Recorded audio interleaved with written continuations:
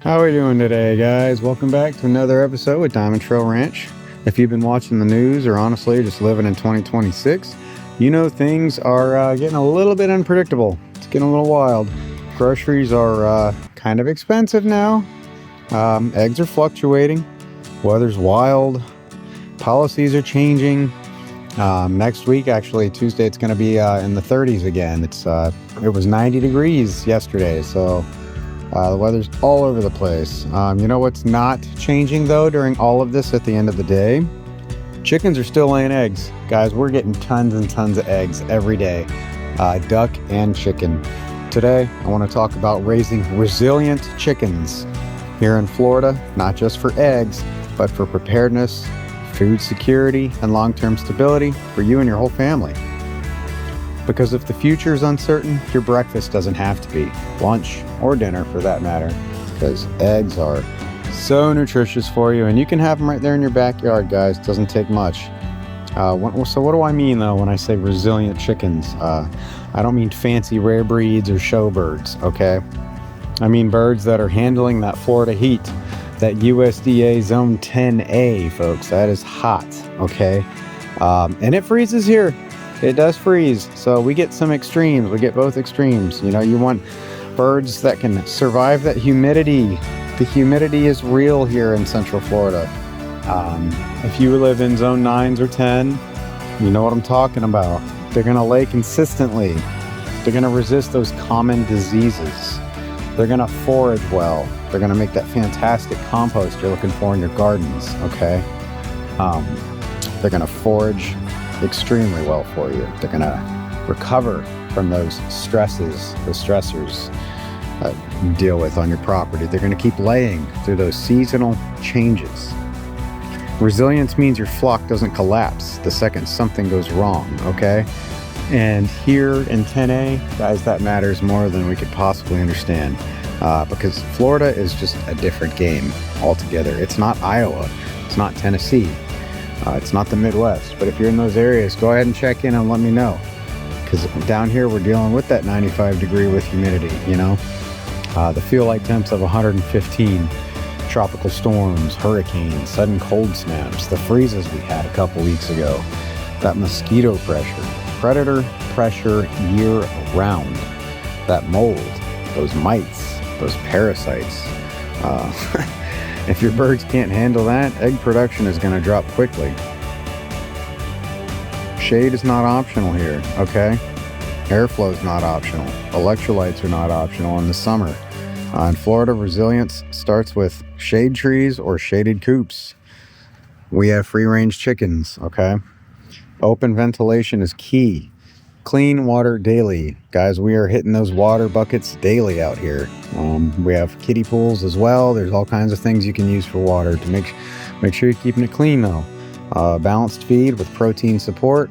Nothing wrong with leftovers as well. I have a whole playlist on chickens and how-tos, what-tos, what not to do's. You know, the grit and the calcium available at all times for your chickens. The eggs specifically, though, the egg production reality, let's talk eggs. If you think chickens are machines that produce eggs every day no matter what, guys, that's not how it works, okay? Egg production drops when the heat stress hits. That daylight decreases, that protein will drop. Hand in hand, predator stress increases. I have videos on guardian animals and keeping other animals out, like goats, for example. Multi-purpose homesteads are a multi-purpose ecosystem here. They're keeping away predators at bay. Keep a dog or two out in the yard. It helps keep hawks and bald eagles and things like that at bay. Your molting will start, and that molting will also have generally a production decrease on your eggs. Not always, but usually. So preparedness does mean planning for those dips. So what do we do here at DiamondTrail Ranch? I'm going to tell you what we do. We keep multiple ages in the flock. We have videos on our flock playlists about how I believe firmly in successions with chickens and ducks and goats and things like that. You want all ages of those animals constantly going. You don't want to rely on just 3 or 4 birds. I understand if you can only have that many, that's okay, You just kind of want to obviously keep if you're doing that, you want to keep your egg layers specifically at that point. I would say, if you can, 8 to 12 layers minimum. I do know some folks that follow us that can only have, a handful or less of birds, and that's okay too, This is just what we do specifically here at DiamondTrail Ranch. You want those heat tolerant breeds. You want to supplement protein during that molting. That way when a few slowdowns happen, when you get those slowdowns, you'll still have some that are going to carry through no matter what, okay? So redundancy is preparedness. Your practical how-to, if you're starting from scratch in 2026, you want to choose the right breeds. They don't have to be perfect, but these are some breeds: Leghorns, Australorps, Rhode Island Reds, Easter Eggers, heat-tolerant heritage birds. You do want to avoid those ultra-delicate show breeds if your goal is egg security. Go ahead and overbuild that coop, okay? Hardware cloth. Don't use chicken wire. Elevate the roosts, obviously. Elevated design in nature, cross ventilation. That deep bedding method for insulation and compost value. Diversify your feed by storing backup. Let them forage. Guys, let them out during the day. It's okay. Just make sure you have a guardian dog or two, or some goats or something, a large animal of some sort, to help kind of keep the predators at bay. Even just the physical presence of a goat can help. I'm telling you, it makes a big difference. The garden waste is fantastic for the chickens. Grow supplemental greens. If you have a garden going, get some extra greens in there for them. It's great for your chickens. I will say, also, what comes to mind is keep a rooster if you can, okay? Because fertile eggs is serious long-term stability. You also want to plan for your storms. Secure those coops. Extra water storage. Backup feed in sealed containers. Preparedness is not panic. It's margin. I'm not trying to sound dramatic here, but the reality is egg prices have already shown us how fragile systems in general can really be.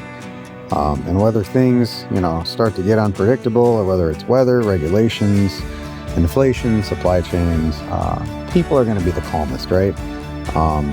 And what kind of people? The homesteaders, the preppers, the ones that have successions, because chickens don't just give you eggs. They're giving you that fertility in your soil, okay? That pest control, food scraps, recycling.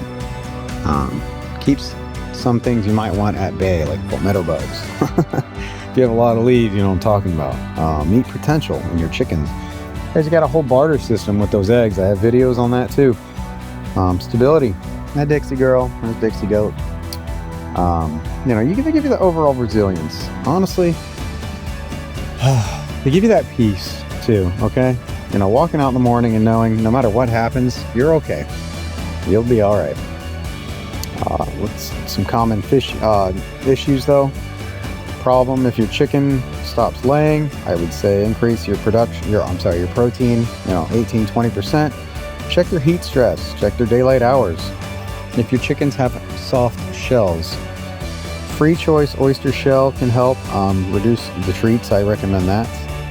If they're heat panting, give them electrolytes, frozen water bottles, deep shade. If your chicken egg drops during stress, guys, secure that fencing and give them a larger flock. Reduce that predator exposure overall. If you're having just in general low production, check the age of your birds, man. Birds peak 1 to 2 years out. So preparedness isn't about problem solving. It is about problem solving. It's not about perfection. It's not going to be perfect. So I will say, so far, if this year has taught us anything, going almost 3 months into it now, if stability doesn't come from grocery stores, where's it coming from? Hopefully your property. Start small. It's okay. And if you're in Florida and you're thinking about starting chickens, now's the time. I highly recommend it. Build a resilient flock. Even if you're not in Florida, I still suggest it, if you can, of course. So anyway, thanks for walking with me on the ranch today, and we'll see you on the next one.